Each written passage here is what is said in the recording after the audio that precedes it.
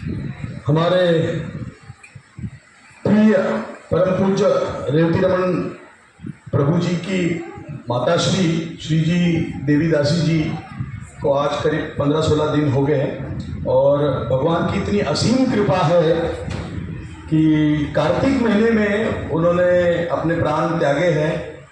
तो भगवान ने 100% कार्तिक महीने भगवान ने वचन दिया, कार्तिक महीने में जिनकी भी मृत्यु होती है वो सीधा मेरे धाम आता है। और माता जी बहुत शुद्ध भक्त थी, बहुत शुद्ध भक्त।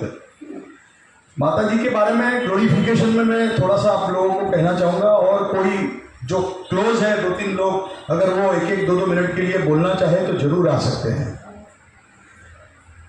माता जी का और हमारे परिवार का बहुत घनिष्ठ संबंध था। एक एरिया के होने की वजह से भाषा जो है वो बड़ी मिलती जुलती है और उस वजह से हमारा प्रेम हो गया था। माता जी जब भी मुंबई आती थी तो प्रभु जी बोलते कि विद्या के घर पे मुझे रहना है, मतलब मेरे पति का नाम विद्या है, विद्या के घर मुझे रहना है, विद्या के घर जाना है। उसके बाद में एक माता जी हमारी प्रेम किशोरी जी और एक जागृति माता जी, उन तीनों के घर पे उनको बहुत अच्छा लगता था। माता जी घर में आने के बाद में आराम से बैठती नहीं थी। हम लोग सोचते थे कि माता जी आइए तो हम सेवा करेंगे, आप बैठो शांति से, आपको क्या चाहिए हम सब देंगे। माता जी खुद उठ के किचन में, सबसे पहले किचन में आज क्या खाएंगे। अरे बाप रे, हमने सोचा अरे आपसे आपकी सेवा करने का मौका हमें मिला है। और मेरी मिसेस बोलती थी तेरी तबीयत ठीक नहीं है तो बैठ जा आराम से, मैं बनाती हूँ। इतना सुंदर सब्जी वो हमारे खानदेश में भरी बैंगन का भरता और बाजरे इसकी करण्याची भाकर म्हणतात त्याला, वो मिक्स होता है, वो भाकर और उसके साथ कोतंबीर और वो नागली का पापड़, ये सब रेडी करके इतना सुंदर खाना बना के हम लोगों को खिलाती थी और फिर लास्ट में खाती थी। मेरी माँ जैसी, उनका सेम वैसा ही था, पहले बच्चों को खिलाने का फिर बाद में हम खुद खाने का। तो हम बोलते नहीं अभी सब, अभी वो गांव में ऐसा चलता है, अभी बॉम्बे में डाइनिंग टेबल में बैठ के सबको एक साथ खाना है, तो हम जबरदस्ती फिर बिठाते थे। तो इतनी प्रेमल और इतनी दयालु माता भगवान ने बहुत अच्छे मुहूर्त में कार्तिक के महीने में उनको अपने पास बुलाया है। और उनकी अंतिम यात्रा में, मतलब अंतिम यात्रा पहली बार मैंने अभी देखी है कि जहाँ पर लकड़े का इस्तेमाल नहीं करते, वो गाय के गोबर कंडों का इस्तेमाल करते हैं।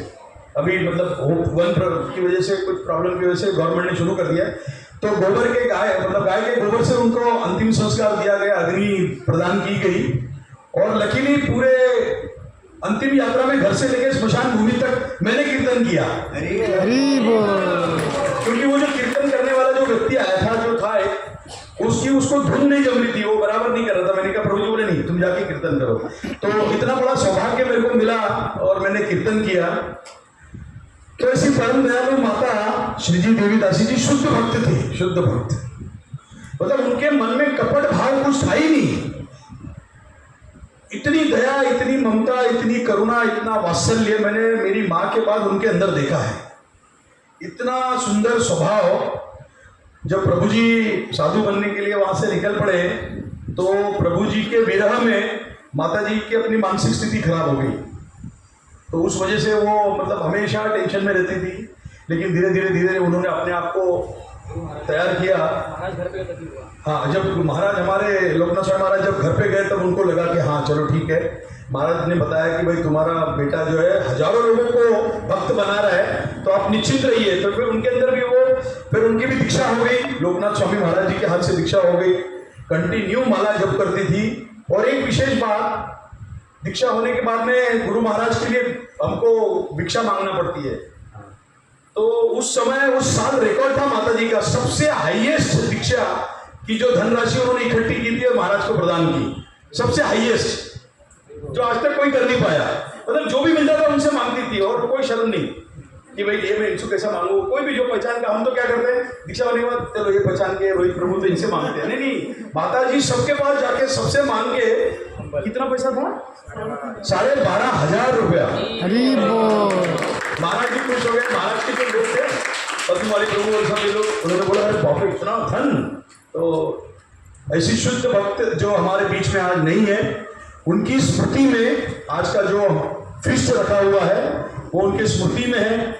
और मुझे तो विश्वास है 100% की जो श्री जी देवीदासी है, मैं तो मौसी बोलता था, मौसी ही है, माँ है, वो गोलोक वृंदावन में 100% निवास स्थान पे है। नहीं बोल। तो उनके लिए हम हरे कृष्ण महामंत्र का उच्चारण करेंगे और जो लोग उनके करीब है, जो भी बोलना चाहे, अवश्य 2-2 मिनट के लिए आके बोलिए। हरे कृष्णा कृष्णा कृष्णा कृष्णा हरे हरे, हरे राम राम राम हरे हरे। श्री जी देवी दासी माता की जय। लेकिन फिर भी श्री जी देवीदासी माता जी जो उनका दीक्षा हुआ था हमारे परम पूज्य लोकनाथ स्वामी जी के द्वारा ही, उनसे ही हुआ था दीक्षा। और आप सोचिए कि जो माता अपने पुत्र को छोड़ नहीं रही, मतलब छोड़ नहीं सकती तुरंत ऐसे इजीली, तो उनको विरह में जब उनका पुत्र श्रीमान रविंद्रमन प्रभु जी घर से निकल गए और जुहू मंदिर में आ गए, तब उनको थोड़ा सा तकलीफ हुआ था। वो सबको, किसी को भी हो सकता है, वो तो नॉर्मल है। लेकिन फिर बाद में उन्होंने अपने आप को संवरा और फिर उन्होंने भी हरि नाम चालू कर दिया और दीक्षा ले लिया। और अभी आप जैसे ध्रुव महाराज का उदाहरण है, प्रहलाद महाराज का उदाहरण है, वैसे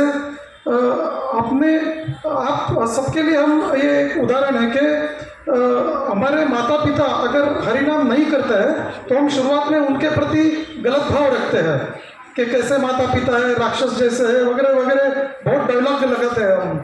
लेकिन हमको सोचना है हमारे साधना से उनको अच्छी गति मिलने वाली है, तो उनको गाली देने से अच्छा है हम अपनी साधना अच्छे करें, ताकि जैसे प्रभु जी ने भी अच्छे से अच्छा साधना किया, हम सबको अभी डिवोटी बना दिया है, तो इसका ही परिणाम स्वरूप उनके माता जी को इतनी अच्छी गति प्राप्त हो गई।